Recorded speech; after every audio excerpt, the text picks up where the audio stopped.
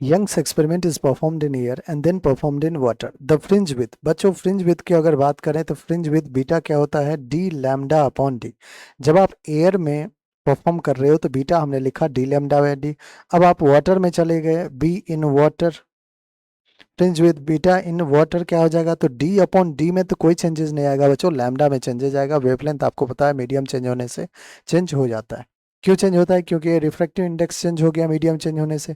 Mu equals to c upon v होता है, v is speed और स्पीड को हम फ्रीक्वेंसी टाइम्स वेवलेंथ भी लिखते हैं।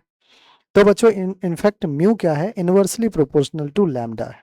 दैट मीन्स अगर म्यू बढ़ा है तो लैम्डा घट जाएगा, और अगर लैम्डा घटेगा बच्चों तो बीटा की वैल्यू भी घट जाएगा, बीटा भी डिक्रीज हो जाएगा। ऑलराइट, सो डी अपॉन डी, अब जो लैम्डा होगा वो लैम्डा डैश हो जाएगा।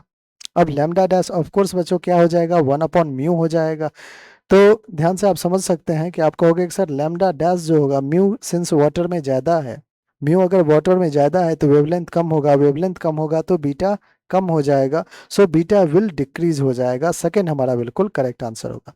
बाकी बच्चों आपको याद रखने के लिए आप याद रखिएगा, जो नया बीटा आएगा किसी मीडियम में, बीटा इन एनी मीडियम, वो क्या आ जाएगा, beta upon mu, where mu is refractive index of that medium. Decrease हो रहा है ना, तो म्यू से डिवाइड हो जा रहा है।